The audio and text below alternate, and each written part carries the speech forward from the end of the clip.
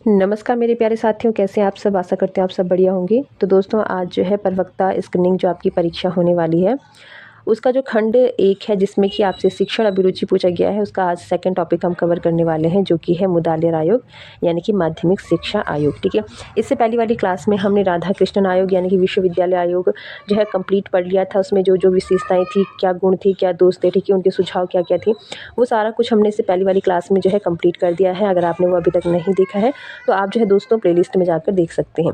आज की क्लास में हम जो है दोस्तों मुदालिर आयोग के बारे में चर्चा करेंगे। यानी कि आज का जो मेन टॉपिक है हमारा वो है माध्यमिक शिक्षा आयोग। हम इसमें जो है दोस्तों आयोग का गठन कब किया गया, ठीक है, इसके गठन का जो है प्रस्ताव किस समिति के द्वारा रखा गया, इसकी जो जांच के विषय थे ये क्या थी, सिफारिशें और सुझाव क्या थे माध्यमिक शिक्षा के संगठन के बारे में, प्रशासन के बारे में, पाठ्य पुस्तक, पाठ्यचर्या और इसी के साथ जो है माध्यमिक शिक्षा की भाषा नीति के संदर्भ में क्या क्या इनके मत थे, उनको हम जानने की कोशिश करेंगे। ठीक है, तो चलिए दोस्तों स्टार्ट करते हैं अपनी क्लास। और सबसे पहले हम देखेंगे माध्यमिक शिक्षा आयोग यानी कि मुदालिर आयोग का गठन। ठीक है, इसका जो गठन है ये 23 सितंबर 1952 को होता है।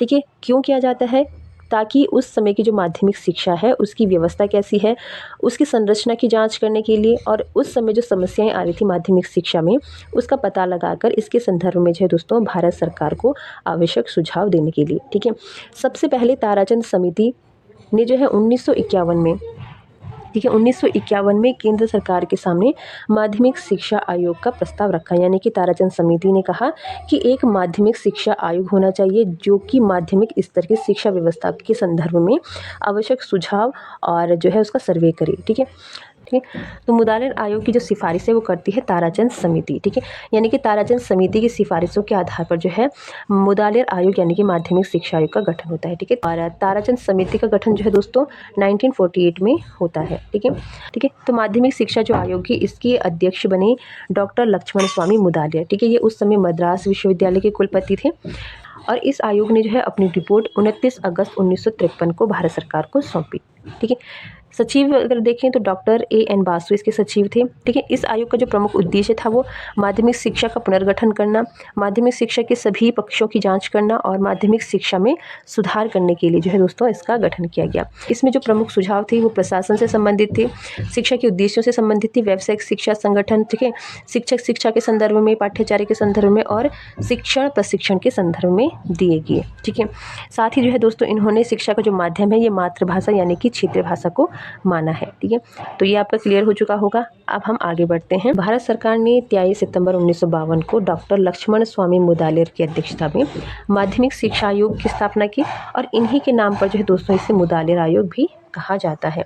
आयोग ने पाठ्यचर्या में विविधता लाने के लिए, एक मध्यवर्ती स्तर जोड़ने के लिए और साथ ही साथ जो है त्रिस्तरीय स्नातक पाठ्यक्रम शुरू करने इत्यादि की सिफारिशें की। यानी कि ये महत्वपूर्ण सिफारिशें थी जो आयोग द्वारा की गई थी। ठीक है, आगे हम देखेंगे तो मुदालिर आयोग की नियुक्ति के निम्नलिखित उद्देश्य, यानी कि किस उद्देश्य के आधार पर जो है मुदालिर आयोग की नियुक्ति की गई, गठन किया गया। इसमें सबसे पहला जो उद्देश्य था वो भारत की तत्कालीन माध्यमिक शिक्षा की स्थिति का अध्ययन करके उस पर प्रकाश डालना और माध्यमिक शिक्षा के जो उद्देश्य हैं उसका संगठन कैसा होना चाहिए, विषय वस्तु पर प्रकाश डालना। ठीक है, और विभिन्न प्रकार के माध्यमिक विद्यालयों का पारस्परिक संबंध स्थापित करना। चौथा है माध्यमिक शिक्षा का प्राथमिक, बेसिक और उच्च शिक्षा के संबंध में उन्नयन करना। पांचवा है माध्यमिक शिक्षा से संबंधित अन्य समस्याएं ज्ञात करना और उनका हल निकालना। तो ये प्रमुख उद्देश्य थे उस समय मुदालिर आयोग यानी कि माध्यमिक शिक्षा आयोग की नियुक्ति के। ठीक है, चलिए आगे देखते हैं समस्याएं। ठीक है, क्या क्या समस्याएं थी माध्यमिक शिक्षा में। तो स्वतंत्रता के कई दशकों बाद भी माध्यमिक शिक्षा की वही असंतोषजनक स्थिति है जो कि अंग्रेजी शासनकाल में थी। यद्यपि स्वतंत्रता के तुरंत पश्चात माध्यमिक शिक्षा की समीक्षा के लिए इसे देशवासियों की आकांक्षाओं के अनुरूप बनाने के लिए जो है दोस्तों माध्यमिक शिक्षा आयोग 1952-53 का गठन किया गया। इसके बाद जो है दोस्तों 1968 में राष्ट्रीय शिक्षा नीति बनी और इसके अनुसार जो है 10+2 शिक्षा पद्धति जो है 1975 से प्रारंभ की गई। इसके बाद 1986 में पुनः शिक्षा के सभी अंगों तथा स्तर की समीक्षा के पश्चात जो है नई शिक्षा नीति 1986 बना। इसके तहत शिक्षण अवधि एवं ढांचे संबंधित समस्याएं, पाठ्यक्रम से संबंधित समस्याएं, व्यवसायीकरण से संबंधित समस्याएं, इसके साथ ही साथ जो है दोस्तों शिक्षण विधियों से संबंधित समस्याएं। ठीक है, इसी के साथ ही मूल्यांकन की समस्याएं, समानता की समस्याएं, पर्यवेक्षण एवं निरीक्षण संबंधित समस्याएं, सामुदायिक सामंजस्य की समस्याएं, प्रबंध एवं नियोजन की समस्याएं, वित्तीय समस्याएं, माध्यमिक स्कूलों के लिए जो है कार्यक्रम, स्कूलों को सुधारने के लिए दीर्घकालीन राष्ट्रव्यापी कार्यक्रम की व्यवस्था की गई। देखिए, माध्यमिक शिक्षा के क्षेत्र में पिछड़ी वर्गों अर्थात अनुसूचित जाति जनजाति, शैक्षिक रूप से पिछड़े हुए अल्पसंख्यक, इसी के साथ जो है दोस्तों शारीरिक रूप से अक्षम व्यक्तियों की विशिष्ट आवश्यकताओं के निराकरण एवं शैक्षिक स्तर पर बल दिया गया। तो ये महत्वपूर्ण जो है दोस्तों कार्य किए गए बाद में माध्यमिक शिक्षा स्तर पर। और अब हम देखेंगे दोस्तों माध्यमिक शिक्षा के प्रसार की क्या क्या नीतियाँ थी। ठीक है, तो सबसे पहले माध्यमिक शिक्षा को व्यावसायिक बनाया जाए। ठीक है, जिससे जो है निम्न माध्यमिक स्तर पर 30% और उच्च माध्यमिक स्तर पर 50% छात्र जो है व्यावसायिक शिक्षा प्राप्त कर सकें। ठीक है, इसी के साथ ही साथ माध्यमिक शिक्षा के अवसरों की समानता पर बल दिया जाए, जिसके लिए इस स्तर पर अधिकाधिक छात्रवृत्ति प्रदान करने की व्यवस्था की जाए। तीसरा है लड़कियों, अनुसूचित जातियों, जनजातियों में माध्यमिक शिक्षा विस्तार के लिए विशेष कार्यक्रम का आयोजन किया जाए। चौथा है प्रत्येक जिले में माध्यमिक शिक्षा के विस्तार के लिए योजनाएं बनाई जाए और जिन्हें जो है दोस्तों 10 वर्षों की अवधि में पुनः रूप से क्रियान्वित किया जाए। पांचवा है स्कूलों में गृह विज्ञान शिक्षा सुदृढ़ की जाए। और इसी के साथ ही साथ जो दोस्तों 6वें नंबर पर जो है दोस्तों अगले 20 वर्षों में माध्यमिक शिक्षकों की संख्या को नियमित किया जाए, जिसके लिए माध्यमिक शिक्षा प्रणालियों की स्थापना के लिए उपयुक्त योजनाएं बनाई जाए। ठीक है, माध्यमिक शिक्षा के शिक्षण स्तरों को ऊंचा उठाने तथा उपयुक्त एवं योग्य छात्र छात्राओं के चुनाव पर बल दिया जाए। बालिकाओं के लिए जहां तक मांग हो पृथक विद्यालयों की स्थापना पर बल दिया जाए और उनको आवास की सुविधा भी दी जाए। ठीक है, माध्यमिक शिक्षा के व्यावसायीकरण की आवश्यकता आधुनिक औद्योगिक सामाजिक की आवश्यकताओं की पूर्ति के लिए तथा नागरिकों को उत्पादकता मुक्त शिक्षा प्रदान करने के लिए केवल आवश्यक नहीं अपितु अनिवार्य हो गया है।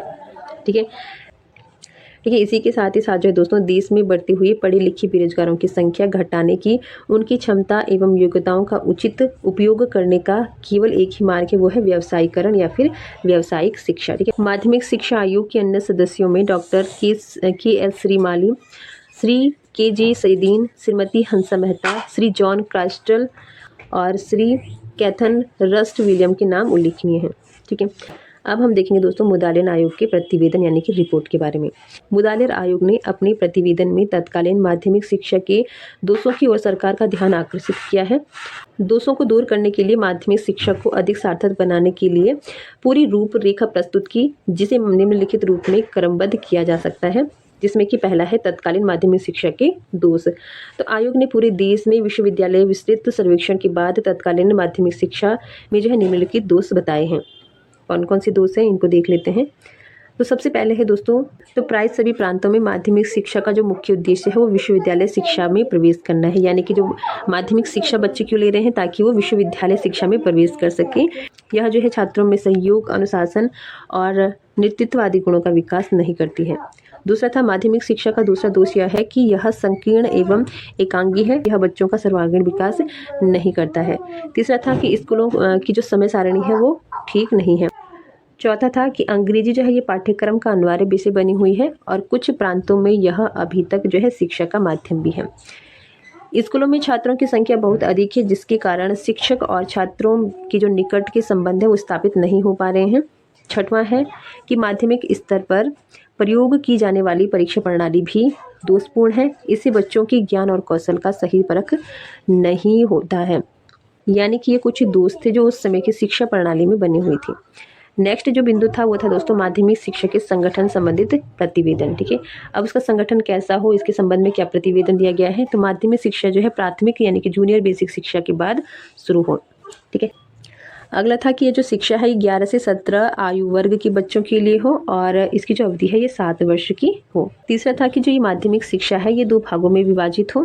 पहला 3 वर्षीय माध्यमिक शिक्षा यानी कि सीनियर बेसिक, और दूसरा था दोस्तों 4 वर्षीय उच्च माध्यमिक। ठीक है, तो इन्होंने जो है दोस्तों माध्यमिक शिक्षा को 2 भागों में विभाजित करने की बात कही। इसी के साथ चौथी बात ये करते हैं कि वर्तमान इंटरमीडिएट जो कक्षा है ये समाप्त कर दी जाए, यानी कि जो कक्षा 11 है इसको माध्यमिक शिक्षा में और जो कक्षा 12 है इसे डिग्री कोर्स में जोड़ दिया जाए।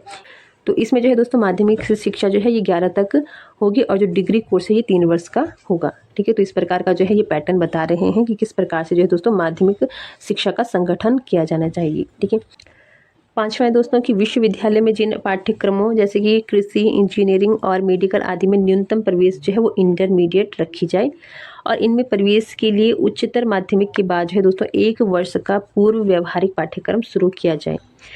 नेक्स्ट है कि बड़े शहरों में पॉलिटेक्निक खोले जाएं जो कि आसपास के उद्योगों को कुशल कर्मचारी की पूर्ति करें। ठीक है। सातवां था कि आवासीय दिवस विद्यालय भी खोले जाएं जहां बच्चे जो है दोस्तों 8 बजे से लेकर 6 बजे तक रहें और इन विद्यालयों में मध्याह्न भोजन की व्यवस्था भी होनी चाहिए। आठवां था कि विकलांग बच्चों के लिए विशिष्ट विद्यालय खोले जाएं। तो ये सारी बातें जो है दोस्तों मुदालियन आयोग ने अपनी रिपोर्ट में पेश की थी। ठीक है। और अब हम देखेंगे माध्यमिक शिक्षा की सिफारिशें और उनके सुझाव, क्या क्या उन्होंने सुझाव दिए थे। तो पहला है जिसमें कि माध्यमिक शिक्षा के उद्देश्य, क्या क्या उद्देश्य होने चाहिए। ठीक है। तो यहाँ पर लिखा है कि आयोग ने निम्नलिखित उद्देश्यों का सुझाव दिया, जिसमें कि पहला है जनतंत्रीय नागरिकता का विकास करना, यानी कि भारत एक जनतांत्रिक एवं धर्मनिरपेक्ष राष्ट्र है। अतः शिक्षा का सर्वप्रथम जो उद्देश्य है वो छात्रों को ऐसी शिक्षा प्रदान करना है जो उन्हें देश की चरित्रवान, योग्य और कर्मठ नागरिक बना सके। इसके लिए शिक्षक को अपनी परंपराओं और विद्यार्थियों के कर्तव्य एवं अधिकारों का ज्ञान होना चाहिए तथा उनमें अनुशासन, सहयोग, सहिष्णुता, देश प्रेम, ठीक है, विश्व नागरिकता के आदि गुणों को उत्पन्न करना चाहिए। शिक्षा का जो पहला उद्देश्य है वो जनतांत्रिक नागरिकता का विकास करना। ठीक है। चलिए अगला था व्यावसायिक कुशलता में वृद्धि, यानी कि बिना आर्थिक स्वतंत्रता की राजनीतिक स्वतंत्रता व्यर्थ होती है। इस समय देश को अपने मानवीय एवं प्राकृतिक स्रोतों की सर्वोत्तम उपयोग की आवश्यकता है। अतः माध्यमिक शिक्षा के तहत जो है छात्रों में व्यावसायिक कुशलता में वृद्धि करना, जिससे वे अपना जीविकोपार्जन करके खुद स्वावलंबी बन सके। तीसरा उद्देश्य था व्यक्तित्व का सर्वांगीण विकास करना, यानी कि अपने नागरिकों के व्यक्तित्व का सर्वांगीण विकास करना शिक्षा का महान उद्देश्य है। इसीलिए माध्यमिक शिक्षा का संगठन कुछ इस प्रकार किया जाए कि विद्यार्थियों का शारीरिक, मानसिक, भावात्मक, नैतिक एवं आध्यात्मिक विकास संभव हो सके। इसके लिए माध्यमिक स्कूलों के पाठ्यक्रमों में परिवर्तन करना होगा। चौथा था दोस्तों नेतृत्व शक्ति का विकास करना, यानी कि आज का युवा विद्यार्थी कल का नागरिक और नेता होगा। अतः माध्यमिक स्तर पर छात्रों को एक ऐसा अवसर प्रदान किया जाए जिससे छात्रों में नेतृत्व के गुणों का विकास हो सके, अतः वह समाज में रहकर विभिन्न क्षेत्रों का उत्तरदायित्व संभाल सके। तो ये कुछ इंपॉर्टेंट जो है उद्देश्य बताए थे इन्होंने शिक्षा के। इसी के साथ जो है परीक्षाएं एवं शैक्षिक मूल्यांकन के बारे में इन्होंने कहा है। पहला है कि सार्वजनिक यानी कि बाह्य परीक्षाओं की संख्या घटा दी जाए। माध्यमिक स्तर के उपरांत जो है केवल एक बाह्य परीक्षा हो। इसी के साथ निबंधात्मक परीक्षाओं के साथ जो है दोस्तों वस्तुनिष्ठ परीक्षण का उपयोग किया जाए। सभी छात्रों का विद्यालय अभिलेख रखा जाए और मूल्यांकन के समय उन पर विचार किया जाए। बाह्य परीक्षाओं में अनुत्तीर्ण छात्रों को पूरक परीक्षा देने का अवसर प्रदान किया जाए और इसी के साथ जो है दोस्तों परीक्षा का मूल्यांकन अंकों में न करके सांकेतिक चिन्हों में किया जाए। तो ये दिए उन्होंने मूल्यांकन से संबंधित महत्वपूर्ण सुझाव। अगला था चरित्र निर्माण से संबंधित सुझाव। तो चरित्र निर्माण में शिक्षा के लिए आयोग ने निम्नलिखित सुझाव दिए, जिनमें कि पहला था कि शिक्षक जो है छात्रों के लिए चरित्र निर्माण में सहायक है। छात्रों के चरित्र के लिए 3 बातों का ध्यान देना आवश्यक है: अनुशासन, नैतिकता और धर्मपरायण। विद्यालयों में सामूहिक खेलों एवं पाठ्य सहगामी क्रियाओं का उचित स्थान दिया जाए। चौथा था कि विद्यालयों में बालचर, एनसीसी एवं जूनियर रेड क्रॉस कार्य को प्रोत्साहन दिया जाए। 5वां था कि 17 वर्ष से कम आयु के बालकों को सभी प्रकार के चुनाव में भाग लेने पर रोक लगा देना चाहिए। तो चरित्र निर्माण के संबंध में ये सुझाव दिए गए। इसी के साथ जो है दोस्तों अगला था माध्यमिक विद्यालयों में निर्देशन एवं समुपदेशन के लिए क्या क्या सुझाव थे। तो पहला था कि विद्यालयों में भिन्न भिन्न उद्योगों एवं व्यवसायों की जानकारी देना चाहिए। ठीक है। दूसरा था संबंधित विषय का चलचित्र दिखाया जाना चाहिए। तीसरा था विद्यार्थियों को विभिन्न कारखानों में ले जाया जाना चाहिए। चौथा था कि इस कार्य के लिए विद्यालयों में प्रशिक्षित मार्गदर्शक अधिकारियों को नियुक्त किया जाए। ठीक है। नेक्स्ट जो इन्होंने अपनी रिपोर्ट में सुझाव दिए थे वो थे दोस्तों शिक्षण प्रशिक्षण के संबंध में। ठीक। तो इनका कहना था कि केवल 2 प्रकार के प्रशिक्षण कोर्स हों, जिसमें कि पहला था माध्यमिक शिक्षा प्राप्त व्यक्तियों के लिए 2 वर्ष का प्रशिक्षण और स्नातक के लिए 1 वर्ष का प्रशिक्षण, जिसे बाद में 2 वर्ष कर दिया जाए। ठीक है। नेक्स्ट था कि प्रशिक्षण विद्यालयों में समय समय पर अभिनव पाठ्यक्रमों, लघु गहन पाठ्यक्रमों और इसी के साथ जो दोस्तों कार्यशाला में व्यवहारिक प्रशिक्षण की व्यवस्था हो। तीसरा था कि शिक्षक को 1 या 2 पाठ्य सहगामी क्रियाओं में प्रशिक्षण दिया जाए। चौथा था कि प्रशिक्षण अवधि में छात्राध्यापकों से शुल्क न लिया जाए, वरन उन्हें जो है दोस्तों शिष्यवृत्तियां दी जाए। ठीक है, तो ये थे शिक्षण प्रशिक्षण से संबंधित सुझाव। और नेक्स्ट था शिक्षकों की दशा में सुधार के लिए। ठीक है, तो पूरे देश में शिक्षकों का चुनाव तथा नियुक्ति का तरीका एक समान हो। महिला शिक्षिकाओं के अभाव को दूर करने के लिए उनकी नियुक्ति एवं अल्प अवधि प्रशिक्षण की व्यवस्था की जाए। शिक्षकों की नियुक्ति 1 वर्ष के परिवीक्षण काल पर होनी चाहिए। नेक्स्ट है कि शिक्षकों की शिकायतों पर विचार करने के लिए आर्बिट्रेशन बोर्ड की नियुक्ति की जाए। 5वां है शिक्षकों को प्रोविडेंट फंड, पेंशन, बीमा, बच्चों को निःशुल्क शिक्षा, चिकित्सा आदि की सुविधाएं दी जाएं। नेक्स्ट है प्रशासन की समस्याएं। ठीक है, तो प्रशासन की समस्याओं के लिए इन्होंने शैक्षिक विषयों पर शिक्षा मंत्री को परामर्श देने का उत्तरदायित्व शिक्षा संचालन पर होगा।